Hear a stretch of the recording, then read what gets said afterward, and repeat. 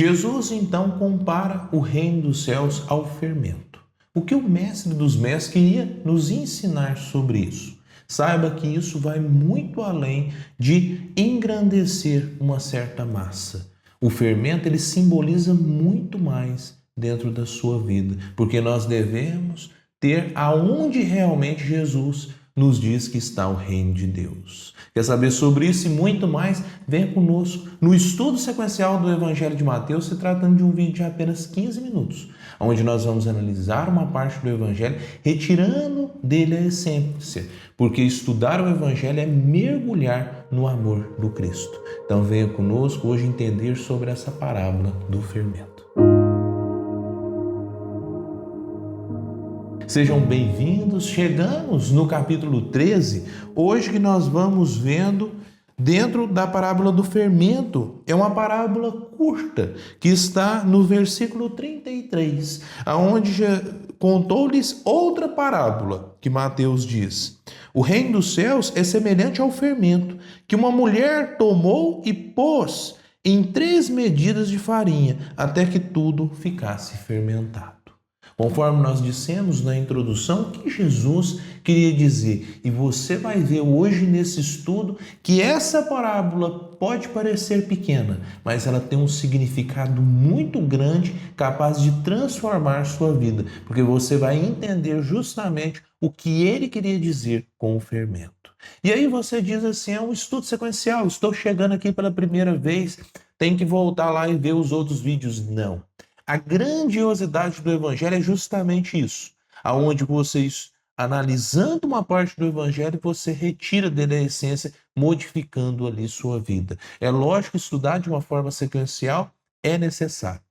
Mas aí, se você gostar desse vídeo, vai lá na playlist do canal do Nepo Honório Abreu e coloque em dia o estudo. Mas fica aqui conosco para você aprender sobre essa parábola e depois você vai lá e já aproveita também, se inscreva no canal, curte esse vídeo para nós termos também um maior alcance. Comente o que você está achando nesse nosso estudo. Conforme nós vamos estudando, nós vamos vendo que nós vamos unindo corações. O lema do estudo é estudar o Evangelho, é mergulhar no amor do Cristo. Porque o estudar, justamente, nós vamos entendendo esse amor por todos nós. E se puder, e sentir a necessidade de estar fazendo parte também desse nosso estudo, compartilhe esse vídeo com uma pessoa que esteja não apenas necessitando, mas querendo compreender um pouco mais desse amor do Cristo que transforma vidas. Nós vamos vendo, está no Parábolas de Jesus à luz da doutrina espírita, que diz o seguinte: esse é o estudo, esse livro que tem, ele é um estudo do Roberto Lota. É porque esse livro ele traz as parábolas, esses estudos dessas parábolas, e essa parte ele pega pelo Roberto Lota. Ele diz o seguinte: a parábola do fermento faz parte das parábolas da fé e está contida no mesmo capítulo da palavra do grão de mostarda. As duas condensam uma ideia básica: é a fé. Por menor que seja, quando entranha no homem, produz coisas grandiosas. Nós devemos aqui fazer 2 apontamentos. Quando Jesus dizia do reino dos céus, nós devemos lembrar lá do Evangelho onde está em Lucas. Onde está o reino dos céus? Dentro de nós. Se o reino dos céus está dentro de nós, ele não é algo externo, ele é algo interno. Para você buscar a Deus, você não vai, aqui ó, quando eu falo assim, eu vou a Deus, não, peraí, eu vou a Deus. Você se interioriza, você realmente busca dentro de si. Nós temos essa imagem, porque nós quando falamos vou a um lugar, você até faz assim com a mão, vou para um lugar. Não. O reino dos céus ele não é buscado com vou para lá. Não. É o vou para cá. É o interno. Eu vou para o meu interior para encontrar o reino dos céus. Se está lá em Lucas que o reino dos céus está dentro de nós, e Jesus fala nessa parábola que o reino dos céus é como fermento, o que o fermento faz? O fermento ele faz a massa crescer. do bolo, do pão, principalmente nessa parábola aqui, é onde eles faziam muito o pão em si. Era um alimento básico deles da época. E ele fazia o quê? O pão crescer. Isso que é importante. O reino dos céus está ali dentro. Conforme nós vimos na questão da parábola do grão de mostarda, que é a menor das sementes. Mas quando ela germina, quando ela cresce, ela se torna a maior das hortaliças, se tornando árvore e ali abrigando os outros seres. Nessa parábola, fazendo uma mesma analogia, Jesus ainda sacramenta de uma forma central sobre essa questão do fermento. Mas o fermento você vai ver que traz algo muito além disso. E aí diz o seguinte ainda nesse livro. O que queremos mostrar é que Jesus, ao ressignificar o conceito de fermento para o público da época, gera surpresa ao desestabilizar a linguagem de seu sentido mais usual, conferindo um efeito que tende a despertar a atenção do leitor pela sofisticação sutil na construção do pensamento. Nós vemos que o fermento ele foi utilizado não apenas na questão de coisa boa, mas também como coisa ruim em si. Aonde no Evangelho de Mateus, no capítulo 16, no versículo 5 até o versículo 12, eu estou utilizando aqui a Bíblia de Jerusalém, que é uma Bíblia que eu gosto muito para estudos, e ela diz assim, nessa passagem, o fermento dos fariseus e dos saduceus. Ao passarem para a outra margem do lago, os discípulos esqueceram-se de levar pães. Como Jesus lhes dissesse, cuidado, acautelai-vos do fermento dos fariseus e dos saduceus. Puseram-se a refletir entre si. Ele disse isso porque não trouxemos pães? Jesus, percebendo, disse, homens fracos na fé, por que refletir entre vós por não ter pães? Ainda não entendeis, nem vos lembreis dos 5 pães para 5.000 homens, e de quantos cestos recolhestes? Nem dos 7 pães para 4.000 homens, e de quantos cestos recolhestes? Como não entendeis que eu não falava de pães? Quando vos disse, acautelai-vos do fermento dos fariseus e dos saduceus. Então, aí lá no versículo 12 ele conclui. Então, compreenderam que não dissera, acautelai-vos do fermento do pão, mas sim do ensinamento dos fariseus e dos saduceus. Ou seja, quando Jesus fala de fermento em si, ele não diz somente para uma questão boa. Ele faz analogia. Lógico que o reino dos céus é como o fermento, aonde pôs em medidas ali é para fermentar. O que o fermento faz? Até é bom nós termos disso. Olha aqui, o importante. O fermento dá aparência de abundância, mas esconde assim, que assim procede por esvaziar os vazios do pão, inflando em seu interior. Ou seja, o fermento ele é colocado na massa, em pequena medida. Mas ele, ao misturar com a massa, ele vai inflando porque ele retira o vazio do pão. E aí faz uma analogia muito grandiosa aqui.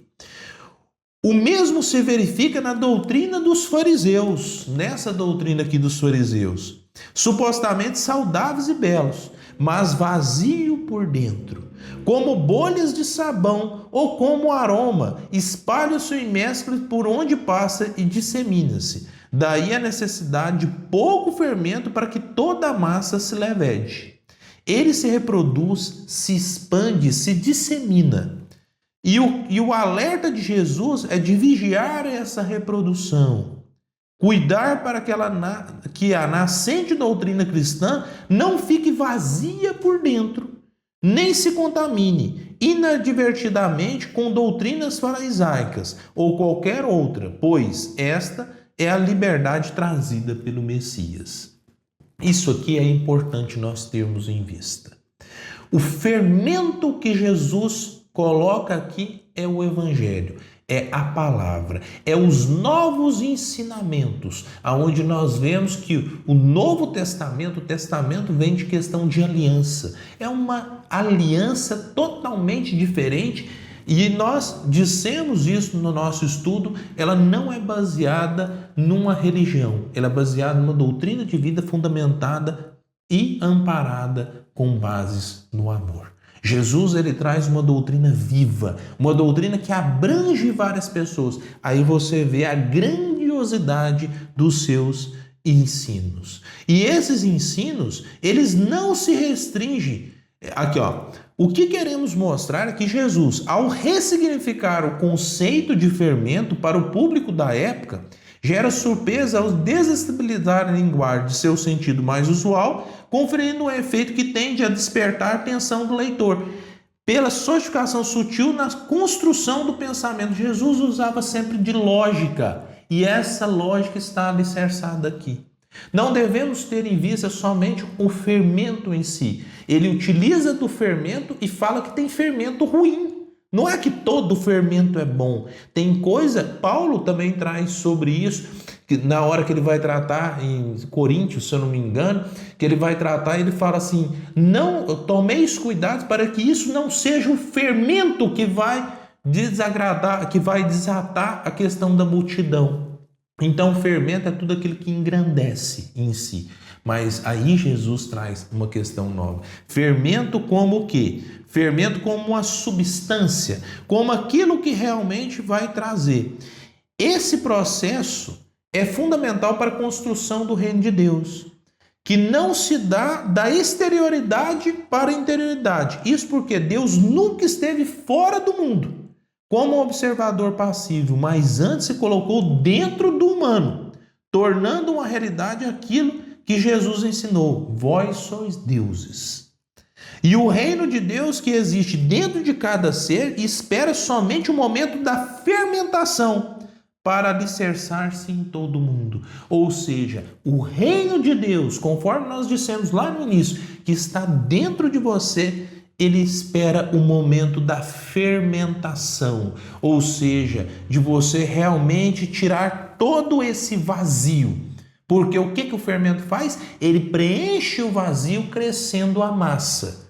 E o fermento do reino de Deus, ele faz o mesmo. Ele preenche aquele vazio existencial, aquele vazio de ausência de fé, aquele vazio de ausência de um objetivo comum. E isso está o quê? Alicerçado dentro do Evangelho. E isso nós devemos, olha o tanto que é bom nós vermos que Emmanuel traz para a gente.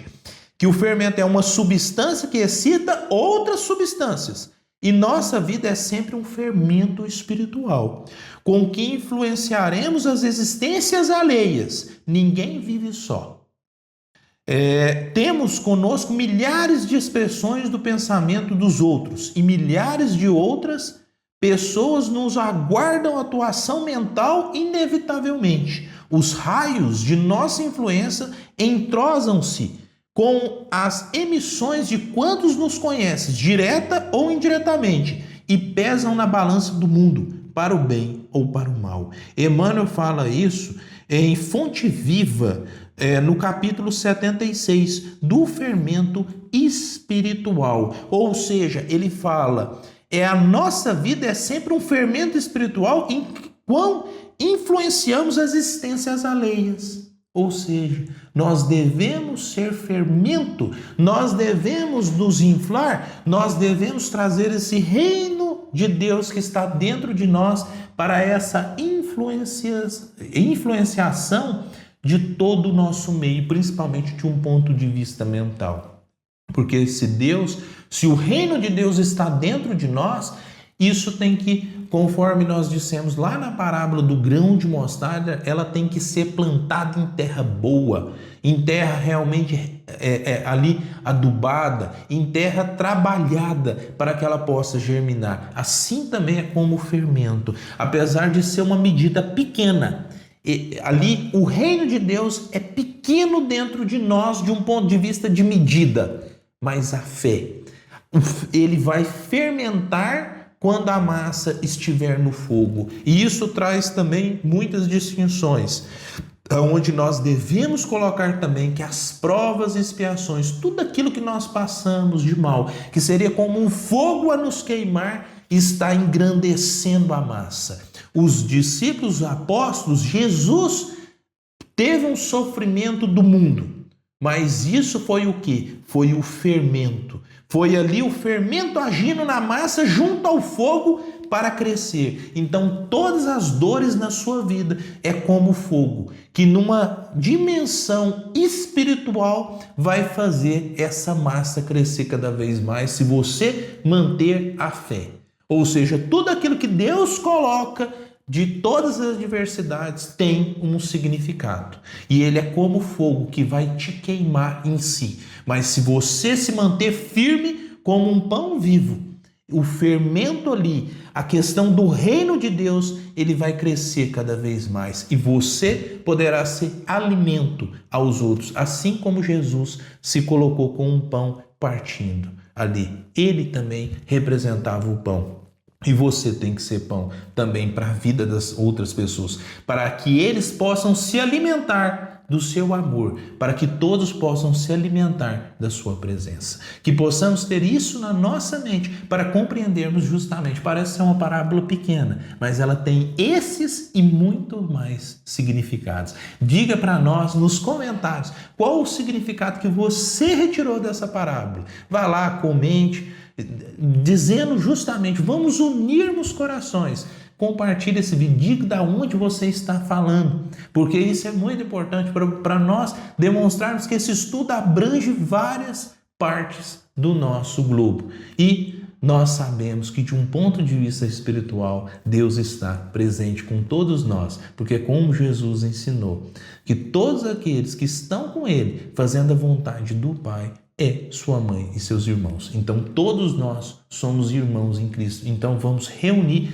dentro da questão do estudo do seu Evangelho. Fiquem em paz, até o próximo estudo sequencial do Evangelho de Mateus. Um agradecimento a todos que estão fazendo parte dele e pedimos a todos que comentem, curtam e também se inscrevam no canal para que cada dia nós possamos abranger e atingir um objetivo comum, que é aquele de estudar o Evangelho, retirando dele a essência, porque estudar o Evangelho é mergulhar no amor do Cristo. Fiquem em paz.